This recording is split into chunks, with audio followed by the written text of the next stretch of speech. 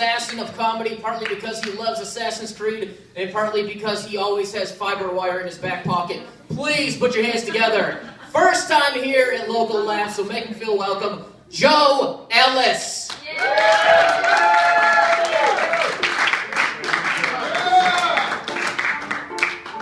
As sly as a fox, as strong as an ox, as fast as a hare, as brave It's not gay, it's Disney. I have kids. And they drive me insane. But I love them. So how are you doing, Asylum? Yeah! So we had the election last month, or, yeah, beginning of this month. I know my time. And weed is legal-ish. Legal-ish. So let's give it up for that. That's awesome. Santa is going to love the cookies in Portland this year. Santa's going to be flying out going, ho, ho, holy shit. Too many cookies at that last house elf. That's when the elf fell off the back. I do believe that anything that beer can do, weed can do better, though. Well, except for fetal alcohol syndrome and OUIs and death. So, I guess there are some things beer can keep. People always ask me, Joe, why do you smoke weed? Because when they said pick your poison, I picked the one that didn't kill anybody. I like to live. I like to breathe. You know, it's fun. Video games to play. I remember one time me and my girlfriend were really, really high and went to Olive Garden, and we destroyed that fucking place. That waiter was so pissed off. I swear to God, every time he came back to the table, here's your drink. Oh, you want more bread? Okay, I'll go get you more bread. What? Want another fucking drink? What the fuck? All right, okay, here. Another fucking bread? What the fuck? I don't even think I left him a tip.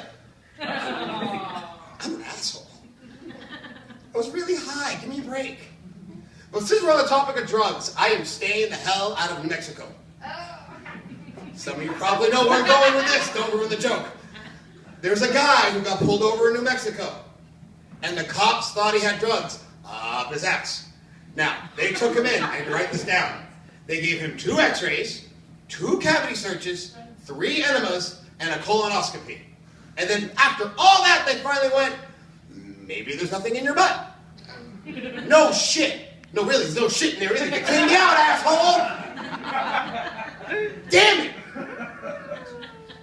I'm not going to have to worry about my red meat for a month.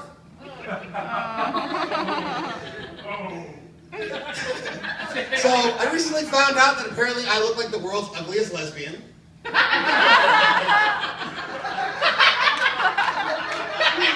Not necessarily untrue, I suppose. And that kind that you don't ever tell the jokes around because you know she's going to get offended. And get pissed off at you. I also realized that I also look like Gomer Pyle if he had just stayed out of the army and smoked a lot of weed. In case you're wondering who said, oh no, that's my wife. Yeah, thank you, sweetheart. I'm going to be a graduate of UMA, the Ultimate Medical Academy. Seriously, how shady does that sound? The Ultimate Medical Academy? Do you want your kids getting taken care of by somebody who graduated the Ultimate Preschool Academy? No, they'll come home with missing fingers and their hair's all gone. What the hell did you do to Jimmy? Well, he had an accident with a lawnmower. And if you take college or university online, all that proves to the world is that you know how to use Google. That's all that proves. And I hate it when I'm listening to the radio and I hear a song and you know the song's message is full of shit. Like when you hear a song that says, you're beautiful no matter what they say. Say that to Honey Boo Boo's mom. Go ahead. You're not going to be able to do it. You're beautiful. Oh! Nope, not happening. Forget it. Forget it. You ugly. Or when somebody says, no, what doesn't kill you makes you stronger. Bullshit. If I cut off your arms and legs, you will not necessarily die. But you will be no stronger. Now some of you are probably thinking, oh, but you'll be emotionally stronger. That doesn't help you lifting a cinder block off your chest. It really doesn't. It really, really doesn't. So, Little Mermaid came out on DVD last month. Woo! Yeah, Little Mermaid. Which got me thinking, if Disney movies were real, wouldn't you think Ariel would have an above-average fishy smell? Down there.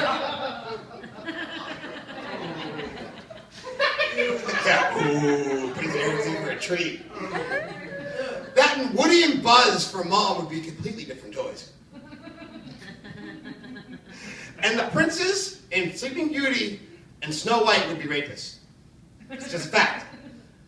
They kiss the girl sleeping, they get to marry her. I kiss the girl sleeping, I get a restraining order. That's not fair. That's not fair at all. Not one little bit.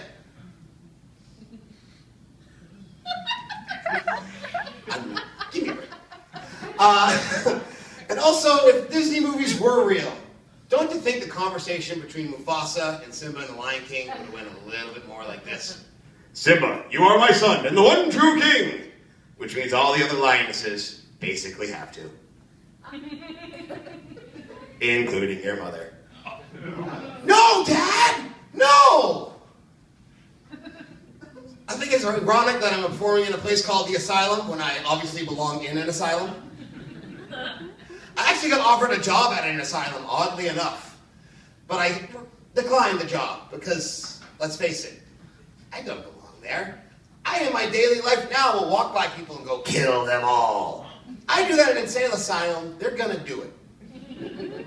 I'll come into work, everybody will be dead. Except for me, Mary in the corner. Giggling to herself. And I see somebody talking to a wall, I'd be like, hey, if you think that wall's interesting, go talk to the one in the men's bathroom. That one has seen some shit. And lastly, I think that I would probably grab the microphone, or the intercom system, and I'd first aid. Attention patients, the Squirrel King has entered the hospital. He's a 3-foot-tall squirrel with a purple cape and a golden crown. First patient to catch him gets a lifetime supply of nuts. And I would be fired in a day. Well, thank you guys. This has been an amazing set. You guys have been the best audience. I love performing here. I hope to do it again. Feel free to follow me on Facebook and YouTube at Joe Ellis Comedy, and I will give it back to Brett. Joe Ellis, everybody.